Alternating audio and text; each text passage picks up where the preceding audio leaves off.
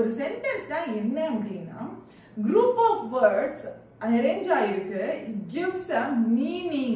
So group of words which are arranged together to convey a meaning, ஒரு meaning கொடுக்குது அப்படின்னா அதுதான் சென்டென்ஸ்ன்றது.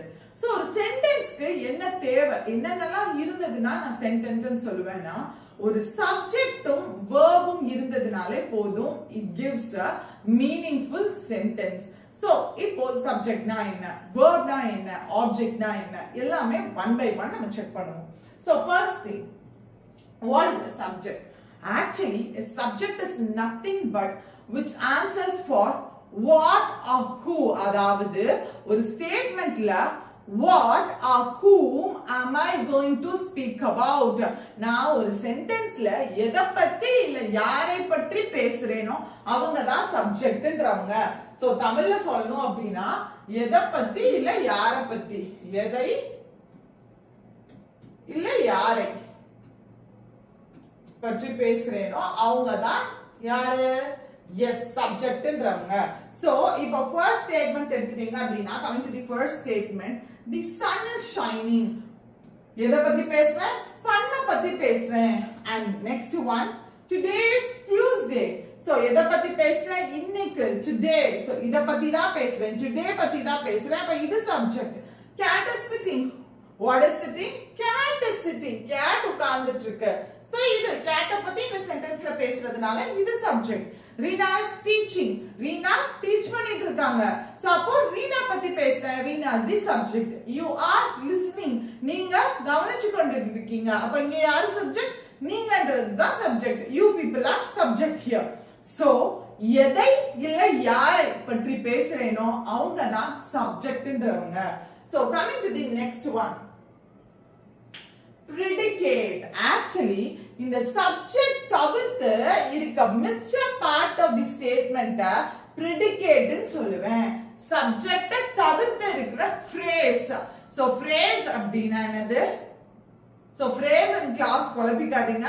So அதையும் நம்ம பாப்போம். சோ சப்ஜெக்ட் தவிர்த்து இருக்கக்கூடிய பார்ட் ஆஃப் ஸ்டேட்மென்ட் இருக்குல்ல, அத என்னன்னு சொல்லுவோம், predicate அப்படினு சொல்லுவோம்.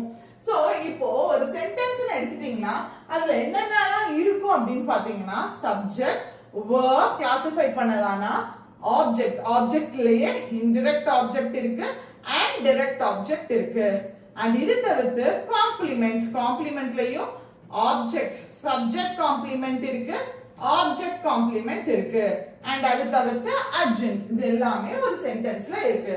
இது எல்லாமே ஒன் பை ஒன் நம்ம செக் பண்ண போறோம்.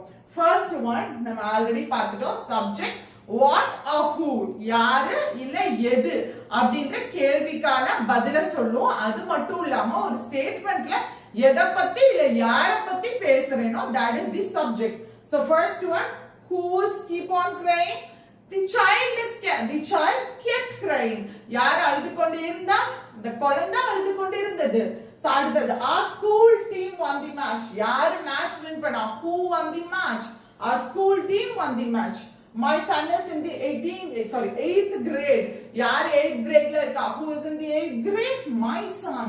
Hard work pays. What pays? Hard work pays. Hard work உனக்கு பலனை கொடுக்கும்.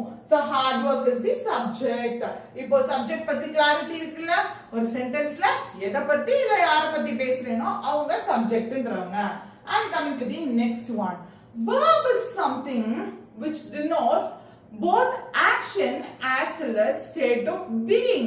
So verb ன்றது நான் என்ன ஆக்ஷன் பண்ணிட்டு இருக்கேன்றதையும் டினோட் பண்ணும். அது கூட சேர்த்து காலகட்டம், எந்த கால நிலையில அது நடந்துட்டு இருக்கு, எந்த காலகட்டத்துல இருக்கும் அந்த காலத்தையும் டினோட் பண்ணும். சோ ஆக்ஷனையும் டினோட் பண்ணும் and state of being ஐயும் டினோட் பண்ணும். For example, play-னா verb, sit verb, stand verb, எல்லாமே verb. But is sitting அப்படினா உட்கார்ந்து கொண்டிருக்கிறான். I am sitting, நான் உட்கார்ந்து கொண்டிருக்கிறேன். அப்போ அது எந்த காலகட்டத்தை குறிக்குது? Yes, present continuous குறிக்குது. So verb is something which not only denotes the action word but also state of being. So first one, Neena is writing. அப்போ Neena எழுதி கொண்டு இருக்கிறாள். presentல ஒரு விஷயம் continuous-ஆ நடக்குது. So this is a verb.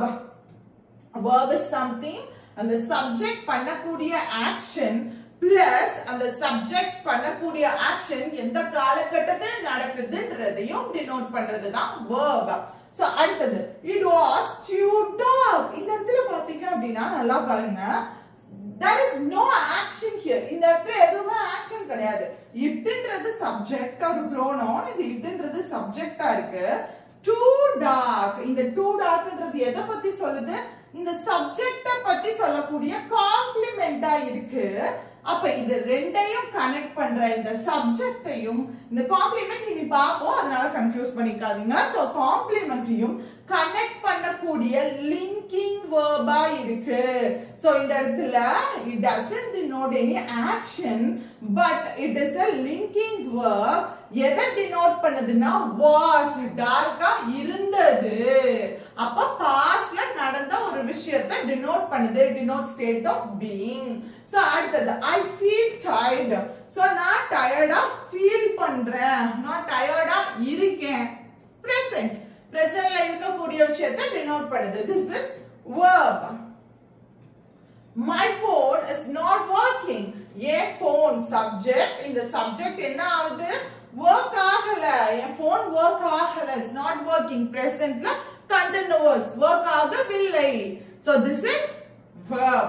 Verb is something which denotes action plus state of being.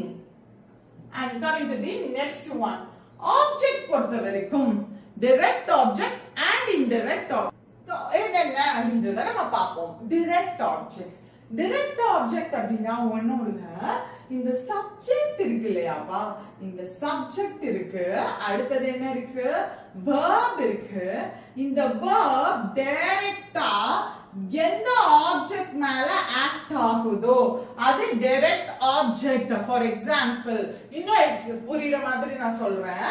So what are whomக்கு answer பண்ணும், ஆனால் இது மட்டுமே இல்ல ஐடென்டிஃபை பண்றதுக்கு. இந்த verb சப்ஜெக்ட்னா ஒரு செயலை செய்யறது, ஓகே, ஒரு செயலை செய்யறது, செயலை யாரு செய்யறாங்களோ அவங்க சப்ஜெக்ட். verb, verb அப்படின்றது அந்த செயல். இந்த செயலை யாரு ரிசீவ் பண்றாங்களோ, யார் அதை வாங்கிக்கிறாங்களோ அவங்க தான் ஆப்ஜெக்ட்ன்றவங்க. புரிஞ்சதாப்பா? அப்போ இங்க பாருங்க, Harry bought a new car. இந்த இடத்துல இந்த கார்ன்றது தான் என்னது?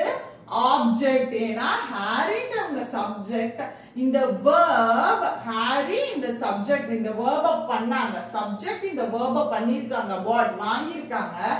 எதை வாங்கிருக்காங்க? இந்த ஆப்ஜெக்ட் காரை வாங்கிருக்காங்க. அப்போ it acts, the verb directly acts on the object and it answers for what? எதை வாங்கிருக்காங்கன்றதுக்கு ஆன்சர் பண்ணுது. and அதே மாதிரி my mom made a cake. my mom is a subject and what she does? made, verb, and the verb acts upon cake. cake மேல act ஆகுது. என்ன பண்ணிருக்காங்க? கேக்க செஞ்சிருக்காங்க, கேக் பண்ணிருக்காங்க. அப்போ this is the receiver of the action. அந்த ஆக்ஷனை receive பண்ணிக்குது. so this is direct object and it answers for what? what does she made? what does your mom made? my mom made a cake. done. so அதே மாதிரி I met my friend. I subject, met verb, and in the verb யார் மேல act ஆகுது? my friend, என்னுடைய friend மேல act ஆகுது. this is the direct object. fine. and she knows all the songs. இங்க நல்லா பாருங்க, she subject, knows verb, இந்த verb எது மேல ஆக்ட் ஆகுது? இந்த songs மேல ஆக்ட் ஆகுது. one second.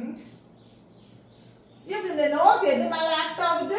songs மேல ஆக்ட் ஆகுது. டைரக்ட் ஆகுது. என்ன தெரியும்? what does she know? she knows all the songs. அப்ப songs மேல ஆக்ட் ஆகுது. this is the receiver of the verb. அப்போ இதுதான் direct object. and we watched a movie. we subject, watched verb, what என்ன watch பண்ணீங்க? what did you watch? we watched a movie. நாங்க movie பார்த்தோம். அப்ப இந்த watchedன்ற verb it acts directly on the movie. It answers for what? அப்போ direct object. Okay, and the verb எந்த object மேல act ஆகுதுன்னு சொல்லலாம். இல்ல யாரு அந்த verb ரிசீவ் பண்ணிக்கிறாங்களோ இல்ல எது அந்த verb ரிசீவ் பண்ணிக்கிறாங்களோ அவங்க direct object. Okay, so coming to the next one.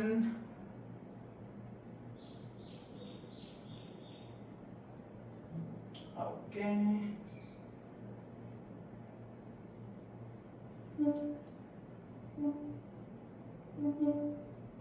once again.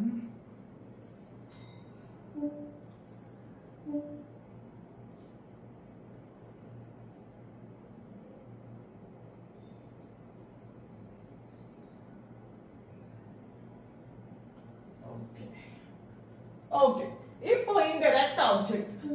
இப்ப indirect object பொறுத்த வரைக்கும் ஒண்ணும் இல்ல. எதுக்கெல்லாம் ஆன்சர் பண்ணனும்னு பாத்தீங்கன்னா for what, okay, of what, to what, for whom, for of whom, to whom. So அது மட்டும் இல்லாம direct object accompany பண்ணும். இத எக்ஸாம்பிள்ல பார்த்தோம்னா தான் நமக்கு நல்லா புரியும். இப்போ நல்லா பாருங்க. வந்துனா subject, gaveன்ற verb. இந்த gaveன்ற verb எது மேல ஆக்ட் ஆகுது? gave என்ன கொடுத்தாங்க? what did she give? அப்ப what என்ற கேள்விக்கு பதில் கொடுக்குதுன்னா அது என்னவா இருக்கு? direct object இருக்கு. அப்ப இந்த கேக்க யாரிடம் கொடுத்தாங்க? to whom does she give the cake? யாரிடம்? அப்ப இந்த direct object accompany பண்ணி வருது. சோ யாரிடம்ன்ற கேள்விக்கான பதில கொடுக்குது. அப்ப யாரிடம்னா to whom ஆன்சர் பண்ணுது. அப்போ இது indirect object. சோ இது பாத்தீங்க அப்படின்னா verb yes எது மேலதான் ஆக்ட் ஆகும்? டைரக்ட் ஆப்ஜெக்ட் மேலதான் ஆக்ட் ஆகும். ஆனா அந்த விஷயத்தை பண்றப்போ யார் ஒருவரிடமோ கொடுக்கிறோம் இல்லையா? சோ அங்க இன்னொருத்தர் இன்வால்வ் ஆகுறாங்க இல்லையா? அந்த ஆப்ஜெக்ட் ரிசீவ் பண்றதுக்கான ஒரு பர்சன் இருக்காங்க இல்லையா? அவங்க இன்டைரக்ட் ஆப்ஜெக்ட். புரிஞ்சுதா? அண்டர்ஸ்டாண்ட்? சோ இப்போ அதே இது பாருங்க. my mom subject bought verb என்ன வாங்குனாங்க? what did she buy? So she bought a new dress. அப்ப new dress ன்றது direct object and யாருக்காக? for whom யாருக்காக வாங்குனாங்க? for me எனக்காக வாங்குனாங்க. அப்ப me is the indirect object here. அப்போ direct object accompany பண்ணி வருது.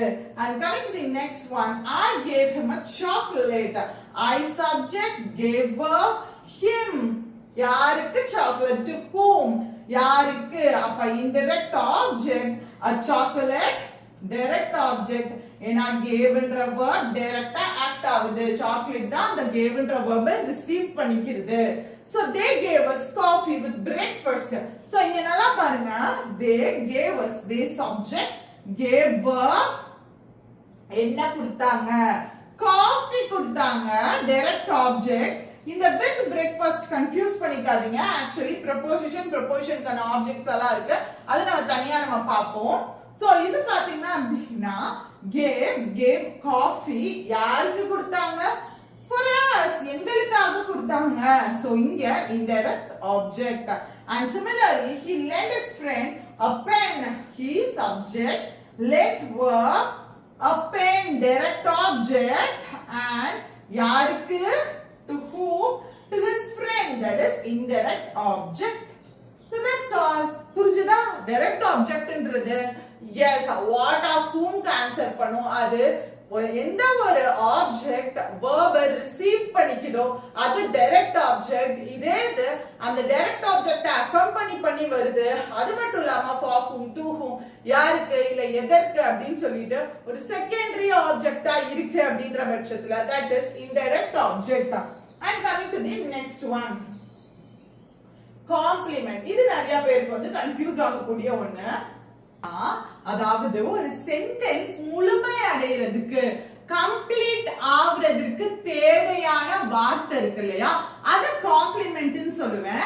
அது என்னவா இருக்கு இருக்கலாம்னா அது ஒரு அட்ஜெக்டிவா இருக்கலாம். அட்ஜெக்டிவ் அப்படின்னா ஒரு நவுனை பத்தி சொல்லக்கூடிய வார்த்தையாக இருக்கலாம். ஃபார் எக்ஸாம்பிள் she is இங்கே பாத்துக்கலாம்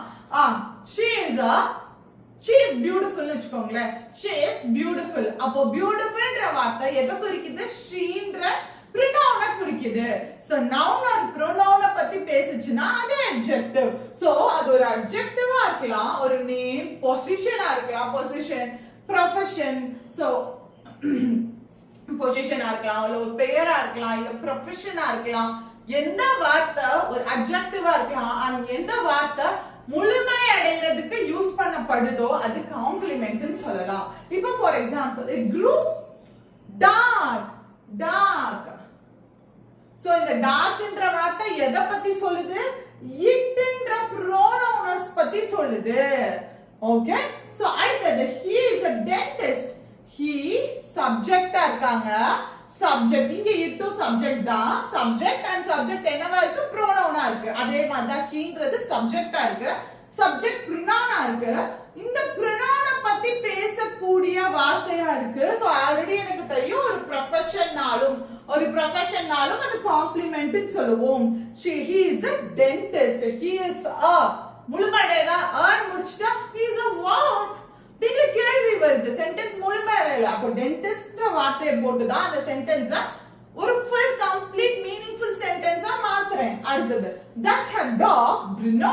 அவளுடைய டாக பத்தி பேசுது, நவுனை பத்தி பேசுது. சோ of course Brunoன்றது ஒரு நேமா இருக்கு. அப்போ ஒரு நேமா கூட இருக்கலாம், ஒரு complement. that's a dog. Okay, என்ன அவ டாக்க்கு என்ன? that's a dog. அவளுடைய பேர் என்னன்னா Bruno. done. and இந்த காம்ப்ளிமெண்ட்ல பொறுத்த வரைக்கும் சப்ஜெக்ட் காம்ப்ளிமெண்ட் இருக்கு, ஆப்ஜெக்ட் காம்ப்ளிமெண்ட் இருக்கு. ஒரு சப்ஜெக்ட்ட பத்தி பேசிச்சு அப்படினா அது சப்ஜெக்ட் காம்ப்ளிமெண்ட், ஆப்ஜெக்ட்ட பத்தி பேசிச்சுனா அது object complement. she is a sentence முழுமை அடையல, அவவோட நிக்கும். சோ டாக்டர்னா தான் இந்த சப்ஜெக்ட்ட பத்தி பேசக்கூடிய she நவுனை பத்தி பேசக்கூடிய வார்த்தையா அந்த டாக்டர் இருக்கு. சோ இது ஒரு காம்ப்ளிமெண்டா இருக்கு. and I am what? சிந்து. என்னுடைய பெயர் நேமஸ் குறிச்சாலும் அது காம்ப்ளிமெண்ட் னு பார்த்தோம். Nandu is clever. adjective. நந்துவ பத்தி பேசக்கூடிய வார்த்தையா இருக்கு இந்த clever. so இது complement. the students are very excited. students தான் சப்ஜெக்ட். இந்த சப்ஜெக்ட்ஸ் நவுன பத்தி பேசக்கூடிய வார்த்தையா இருக்கு the excitedன்ற வார்த்தையில தான் the students are very what என்ற கேள்வி வருது. yes, அப்போ இந்த சென்டென்ஸ்ல excited வார்த்தை இல்லாம முழுமை அடையல. so excited இருந்தா தான் அது கம்ப்ளீட் ஆகும். so here excited is the complement. and அதே மாதிரி my brother is a teacher. profession already பார்த்தோம், அது ஒரு complement. but my brother is a sentence fulfill ஆகல. so my brother the subject பத்தி பேசுது teacher. so இது subject complement. சப்ஜெக்ட்ட பத்தி அந்த வார்த்தை பேசுச்சுனா அது சப்ஜெக்ட் காம்ப்ளிமெண்ட்.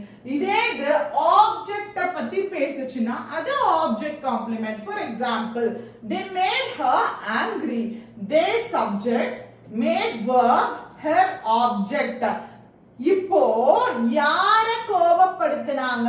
அவளை கோபப்படுத்தினாங்க. இது அவளை ஆப்ஜெக்ட்ட பத்தி பேசுது. சோ ஆங்கிரின்ற வார்த்தை, அப்போ இங்க இந்த ஆங்கிரின்ற வார்த்தை ஆப்ஜெக்ட் பத்தி பேசுறதுனால இது ஆப்ஜெக்ட் காம்ப்ளிமெண்டா இருக்கு. the students elected Shreya the class leader. students subject, elected verb, யார ஸ்ரேயாவை ஆப்ஜெக்ட். சோ என்னவா எலெக்ட் பண்ணாங்க? கிளாஸ் லீடரா எலெக்ட் பண்ணாங்க. it tells about Shreya object பொசிஷன்ல இருக்கிறவங்கள பத்தி பேசுது. so of course class leaderன்றது object complement. they named their daughter Tara. subject, verb, their daughter object. தாரான்றது of course name na காம்ப்ளிமெண்ட்ல வரும்னு பார்த்திருக்கோம். டாட்டர் ஆப்ஜெக்ட் பிளேஸ்ல இருக்கக்கூடியவங்கள பத்தி பேசுறதுனால object complement. similar thing. nobody found the movie interesting. nobody subject, found verb, the movie object. ஆப்ஜெக்ட்ட பத்தி பேசுது, இன்ட்ரஸ்டிங்ன்ற வார்த்தை ஆப்ஜெக்ட் காம்ப்ளிமெண்டா இருக்கு. அவ்வளவுதான். சோ அடுத்தது பொறுத்த வரைக்கும் அர்ஜென்ட். அர்ஜென்ட்னா என்னன்னா எந்த ஒரு ஸ்டேட்மெண்ட்ல எக்ஸ்ட்ராவா அடிஷனல் இன்ஃபர்மேஷனா இருக்கு அப்படின்னா அது எல்லாமே அட்ஜென்ட்ல வந்து சேரும். ஃபார் எக்ஸாம்பிள் why என்ற கேள்விக்கு ஆன்சர் பண்ற மாதிரி இருக்கு. அது வேர்டா இருக்கலாம் இல்ல ஒரு ஃப்ரேஸா இருக்கலாம்.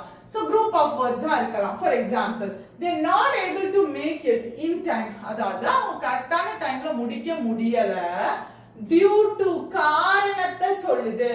Why they can't able to make it on time? எதனால டைம்க்கு முடிக்க முடியல? Due to heavy rain. ஹெவியான மழைனால. அப்போ இந்த why என்றது கேள்விக்கான ஆன்சர் ரீசனை சொல்லுச்சுன்னா அதுவும் அட்ஜெக்ட்ல வரும். அண்ட் அடுத்தது Ritu could not complete a science project as she was sick. Yo, as she was sick.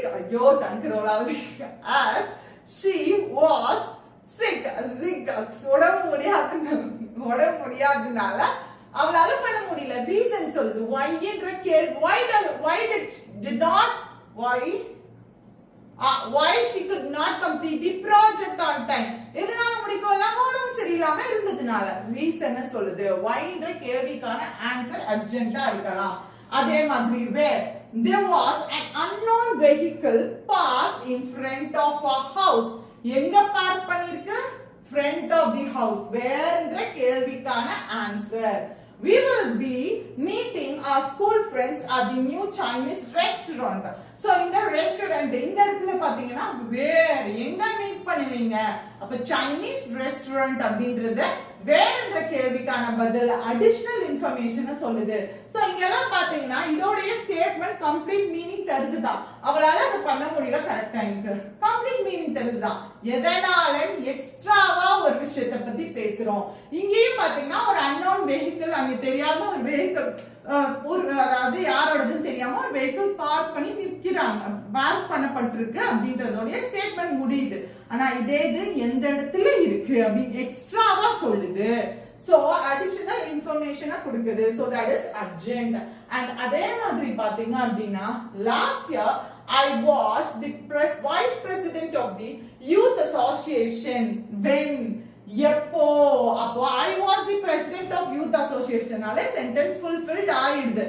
Meaning தருது. நான் யூத் பிரசிடென்ட்டா இருந்தேன், யூத் அசோசியேஷனோட பிரசிடென்ட்டா இருந்தேன். எப்போ? எப்போன்ற கேள்வி when என்ற கேள்விக்கான ஆன்சர் பண்ணுச்சுன்னா அதுவும் அர்ஜென்ட் தான். அதே இது பாருங்க, we are planned to visit our grandparents next month. plan to visit, நாங்க விசிட் பண்ண பிளான் பண்ணிருக்கோம். முடிஞ்சிருச்சு. மீனிங் தருது. எப்போ? next month. how என்ற கேள்விக்கான பதில் வந்துச்சுனாலும் அதுவும் அர்ஜென்ட் தான். the little boy ran quickly. இந்த quickly எடுத்துட்டு பாருங்க. little boy ran on seeing the dog. the dog பார்த்தோனே ஓடுனா. மீனிங் தருது.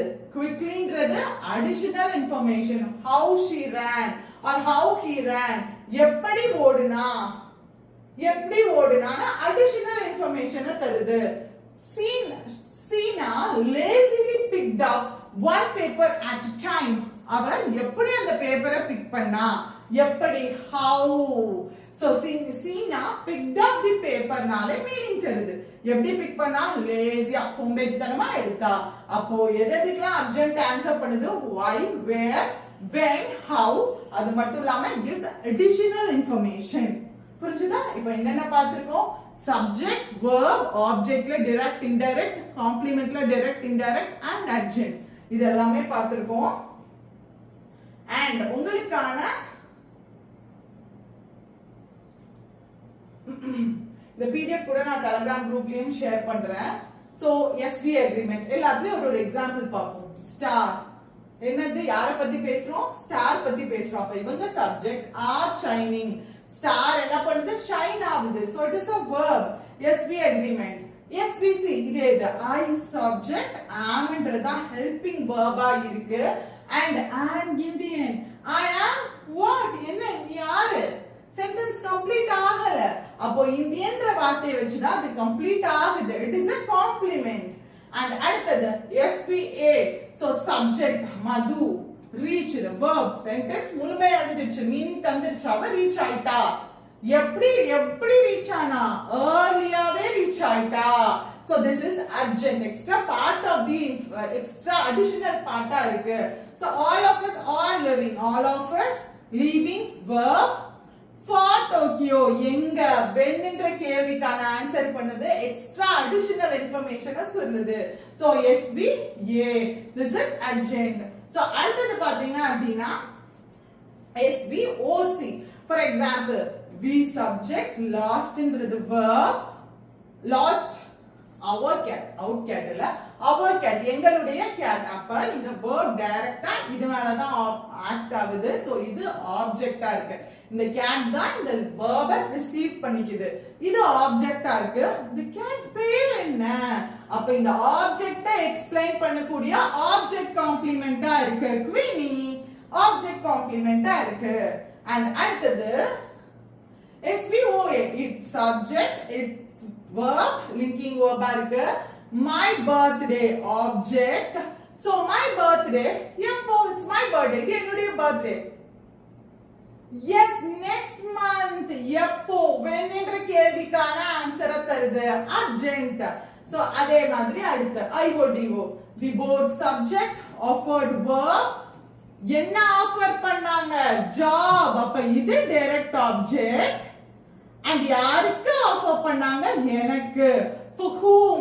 எனக்கு. indirect object. and அடுத்தது suddenly. it grew dark நாலே மீனிங் தருது. டார்க் ஆயிடுச்சு. it subject, grew verb, dark. it grew sentence complete ஆகல. dark என்ற adjective வச்சு தான் complete ஆகுது. so இது காம்ப்ளிமெண்ட். அப்போ இங்க எக்ஸ்ட்ராவா சொல்றேன். suddenly உடனடியாக. எவ்வாறு? உடனடியாக. how என்ற கேள்விக்கான answer additional information. so adjunct. so அடுத்தது ASVO. last week. டைம் குறிக்குது. additional part. so adjunct. we subject, celebrated verb. என்ன செலிப்ரேட் பண்ணீங்க? holy object. okay மக்களே, so that's all. திருப்பி அதே பார்க்குற மாதிரி இருக்கும். this is the example questions for you. so examples பார்த்துக்கோங்க. இதுக்கான ஆன்சரை கமெண்ட் பாக்ஸ்ல போடுங்க. so hope you enjoyed this session. so அடுத்த செஷன்ல பாப்போம் மக்களே. tada, bye, see you.